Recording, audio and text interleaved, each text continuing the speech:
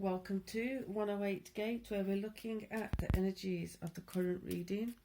Where we at, where we're going, where have we been, is it relevant, is it not, who knows, sometimes it is, sometimes it isn't. So, the word for this particular reading is heat. And I moved away from the table and somebody had, I'm not going to say who, it doesn't really matter who it was, but somebody had changed it to hate, which was an interesting choice of word. So I've moved it back to heat. And then the energy came in of the heat of hate. Take that as you will, or not. So initially the heat was coming up as in like when something's condensed and compressed and it creates heat, it creates friction, it creates intensity, the heat of the moment, the heat of the argument. So for it to be switched around to hate, it kind of tied in. Interesting. Didn't appreciate it being tampered with. Me, peace and love, just switch it back, no biggie. Renewal, time to begin again, stronger and better. There you go. So picking those times and places to create heat that's necessary, and distinguishing that between the heat that's not necessary.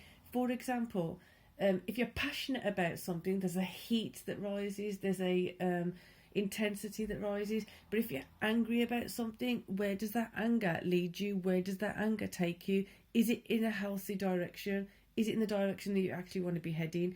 Discerning the difference between those and allowing yourself to kind of understand what's required to be changed, what's required to stay the same, what is just not working, and what worked another time and maybe needs more introducing, an introduction to other situations or other scenarios.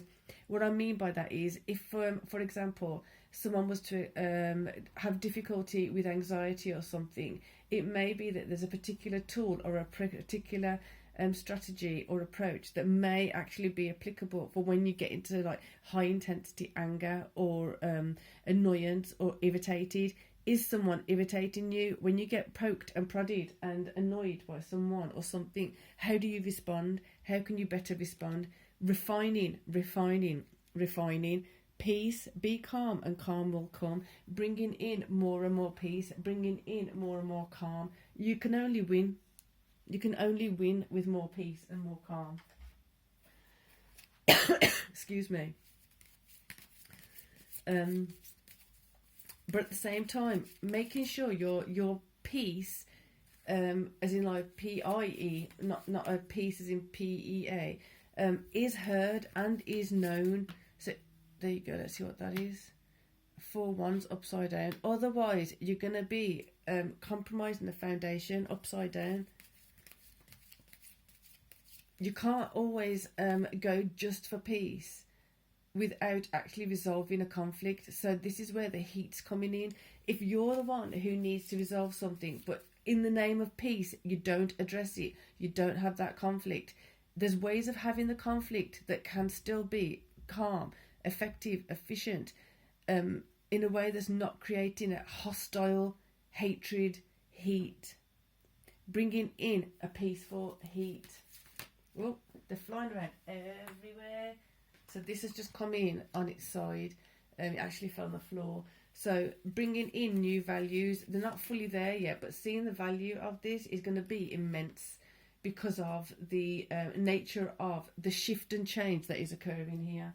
So let's get some masculine cards to support that shift and change. It needs to be addressed. It needs to be looked at. It needs to be evaluated. Where are you allowing certain relationships, certain conversations to kind of dissipate and not be had, scared to have them because you're worried about creating conflict, you're worried about creating friction. But the thing is, in these situations, we sometimes need a healthy friction, something for it to fight against, rub up against, to kind of bounce off, for it to actually shift and change. sometimes you can't make the shift and change without that initial conversation, without that initial rejection of something. There you go. 10 of Wands, mastering the actual conversation, the art of conversation, the art of standing up for yourself, to renew yourself, to renew what I'm hearing is vows to yourself, your promises to yourself, your commitment to yourself. Therefore, King of Swords, the clarity that's required for that is quite intense. The clarity that's required for that is within you. The clarity required for that has to be addressed. It has to be spoken of. You can't do something for someone else just as much as you can't let someone else come in and do something for you. For example, as a child, if the child's having issues at school or whatever, the parent goes in and speaks on behalf of the child, but you also empower the child to stand up for themselves in a healthy way. The support from the parent in the school, talk to a teacher, talk to the head teacher, talking to whoever it is, parent of whatever it is, that's a different kind of support. There's some situations you have to do it yourself. You can't have that additional external support. It's got to come from within you. If anywhere, it's going to come from the divine. Ask for the support from divine. Receive support from divine to know how to wield your sword, how to go forward without conflict that's harmful, and have the actual conflicting issue resolved in a harmless, peaceful, calm manner, as calm as possible. There may be tears, there may be a few harsh words expressed and exchanged, but making sure that you're going into it with peace and love in your heart, with the intention of renewal, with the intention of benefiting as much as possible, doing the best you possibly can, not staying stagnant in a low vibe situation or low vibe relationship or a low vibe circumstance, intending to move forward, intending to progress.